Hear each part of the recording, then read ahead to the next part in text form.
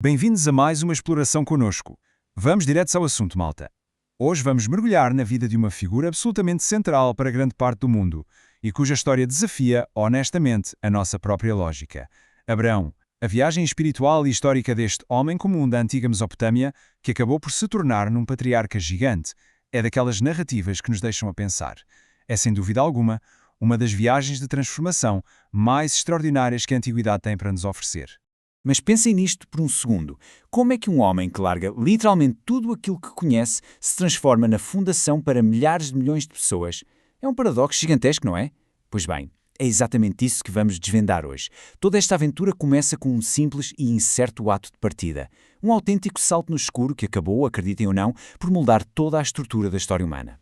E para não nos perdermos numa vida tão cheia de peripécias, temos de olhar para a big picture, os grandes eventos.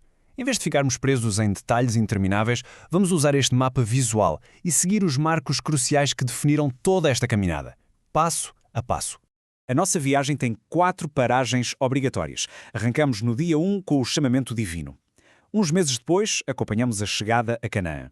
A partir daí, damos um salto de vários anos até ao nascimento do seu filho, Isaac, e a história culmina décadas mais tarde com a derradeira prova de fé. Vamos perceber que esta confiança cega não apareceu de um dia para o outro, foi construída e oleada ao longo do tempo. Bom, o nosso ponto de partida é Ur dos Caldeus. Abrão, sim, que nesta fase ainda só se chamava Abrão, não vivia no meio do nada. Ur não era uma terrinha qualquer. Era uma verdadeira supermetrópole antiga, muito próspera e cheia de confortos. E é mesmo aqui, no meio deste conforto, que se dá o clique, o chamamento de Deus. Foi-lhe pedido que deixasse a sua terra, a sua família e a sua casa de sempre para ir para um destino totalmente desconhecido. Sem mapa, sem garantias, imaginem a loucura e o risco de um pedido destes. Mas, incrivelmente, Abrão decide avançar. Ele arranca. E os passos práticos que ele dá são radicais. Primeiro, deixa a terra natal para trás. Segundo, faz-se à estrada na longa e perigosa viagem para Canaã. E terceiro, e este ponto é vital para percebermos a sua evolução espiritual, ele vai construindo altares para adorar a Deus ao longo do caminho. Tudo isto foi motivado por uma promessa enorme, a de que teria inúmeros descendentes e uma herança sem precedentes. Claro que, como em qualquer boa história, chegar ao destino não significa que a vida fica facilitada. Nada disso. Ele ia com a sua mulher, Sara, e o seu sobrinho, Ló. E logo à cabeça apanham com uma fome severa na região.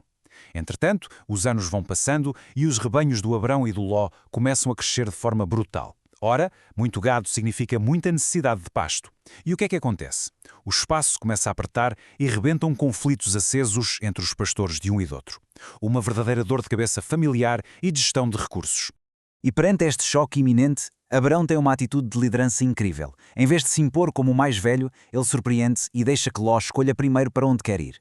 Ló, claro, não é parvo e atira-se logo às campinas férteis e apetecíveis perto de Sodoma. Abrão, por sua vez, aceita ficar com a zona bem mais árida de Canaã. É uma demonstração tremenda de sabedoria e humildade, abdicando daquilo que seria o seu direito só para garantir que a paz na família se mantinha intacta. Agora, preparem-se porque é aqui que a atenção dispara. Lembram-se daquela grande promessa de que ele seria pai de uma grande nação? Temos um enorme problema prático. Deus prometeu um filho numa altura em que isso parecia uma anedota de mau gosto. Sara era estéril e os dois já tinham uma idade, digamos, bastante avançada. Era, em termos biológicos, uma promessa humanamente impossível. Zero hipóteses. E é este pormenor maravilhoso que nos agarra à história. Como é que uma garantia destas se vai materializar na vida real? E é precisamente no pico desta aparente impossibilidade que se dá uma mudança altamente simbólica. Uma espécie de rebranding divino. Deus reafirma a promessa mudando o nome do nosso protagonista de forma definitiva.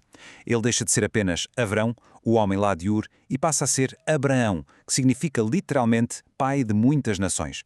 Pensem bem nisto. Um homem idoso e sem filhos passa a ser chamado todos os dias de pai de muitas nações. É uma declaração de intenções absurdamente forte contra todas as probabilidades lógicas. E depois de tantos anos de espera, chegamos ao grande momento de alívio. No tempo exato que tinha sido terminado, acontece o impossível. O nascimento miraculoso de Isaac. Podem imaginar a alegria explosiva daquele momento.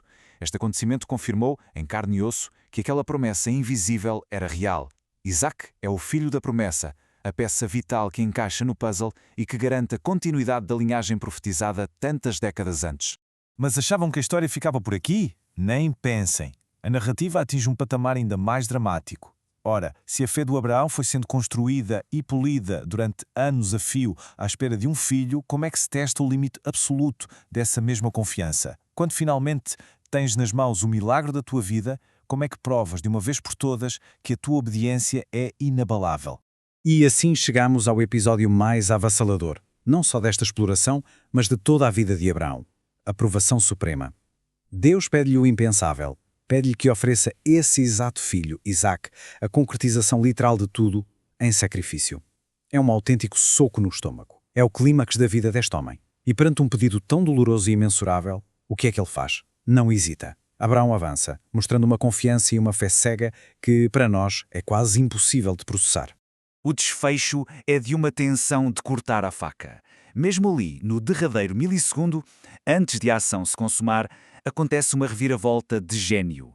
Há uma provisão inesperada. Deus intervém e providencia um carneiro que estava ali preso nos arbustos para substituir Isaac no altar. Este instante brutal cristaliza-se para a história como o símbolo máximo da confiança absoluta, mostrando como esta obediência levada ao extremo acabou por ser correspondida com a salvação do filho e do futuro. E isto leva-nos, inevitavelmente, à grande questão. O que é que tudo isto significa hoje? Malta, o legado do Abraão é simplesmente colossal. Ele é reverenciado como o pai da fé por nada mais, nada menos que 3 das maiores tradições religiosas do nosso planeta: o judaísmo, o cristianismo e o islamismo. A vida dele é muito mais do que história antiga. É um autêntico manual sobre virtudes humanas. Fala-nos de obediência perante o desconhecido absoluto, de uma perseverança de ferro ao longo de décadas e de uma capacidade inabalável de confiar em Deus quando tudo parece de facto impossível. Para terminarmos a nossa análise de hoje, deixo-vos com uma reflexão que resume na perfeição todo este impacto. Abraão deixou um exemplo que atravessa gerações e que, a cada dia que passa, continua a inspirar milhões de pessoas.